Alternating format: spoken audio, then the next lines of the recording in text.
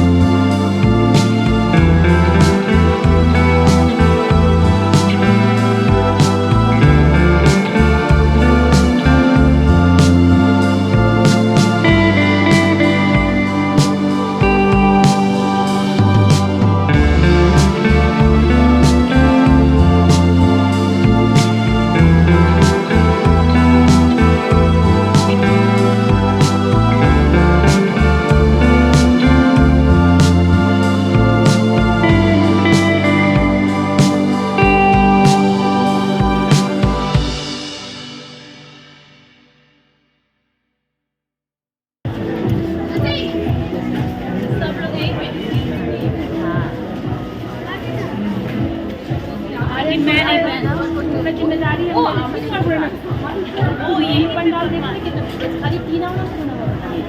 দিনের বেলা না রাতের বেলা?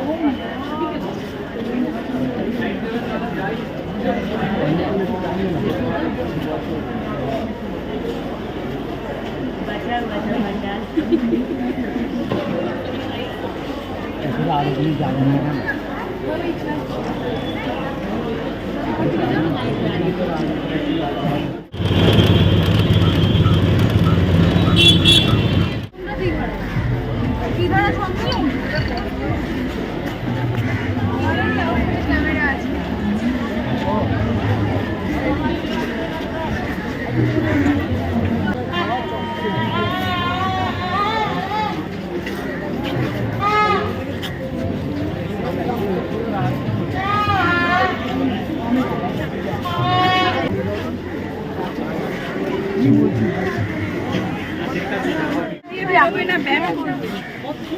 দিয়ে বেরোবো।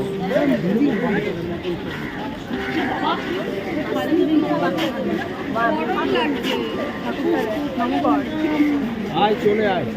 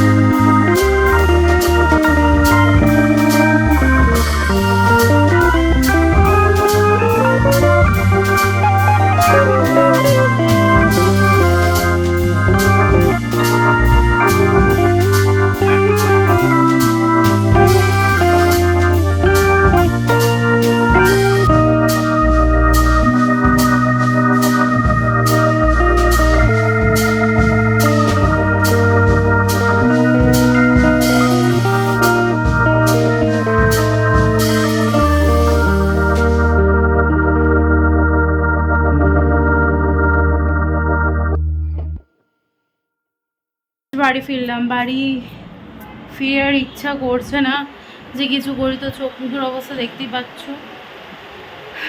দেখতে পেলে কত সুন্দর সুন্দর ঠাকুর হয়েছে। সত্যি কথা বলতে মানে বিকালে বেরিয়ে যে ভিড়টা পাওয়া যায় সেটা সকালবেলা হয় না। সেটার জন্যই আমি বলবো তোমাদেরকে যে নেক্সট বার থেকে সকালে, অ্যাকচুয়ালি সকালে যাওয়ার একটা ডিসঅ্যাডভান্টেজ যেটা রয়েছে সেটা হচ্ছে লাইটিং দেখতে পাওয়া যায় না। তো যাই হোক না কেন, আমি আজকে ভালোভাবে ঠাকুর দেখেছি, খাওয়া দাওয়া করেছি।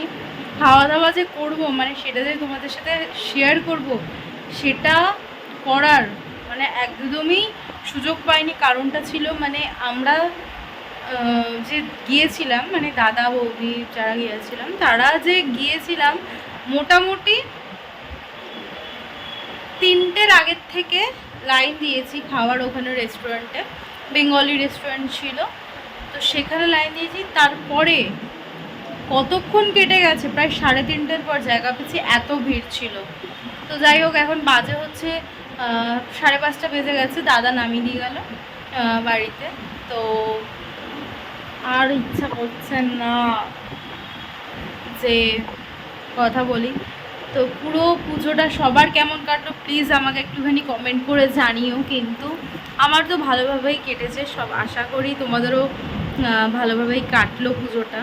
আর সত্যি বলতে যখন ফিরছিলাম, যখন তোমাদের ভিডিওগুলো শেয়ার করেছি, ঠাকুর বিসর্জন চলে যাচ্ছে, একদম ভালো লাগছিল না, একদম না। মানে ওই আসার যে আনন্দটা যখন আসে গাড়ি করে, তখন যে মনটা যে কি আনন্দিত হয় বলে বোঝানোর মতো না।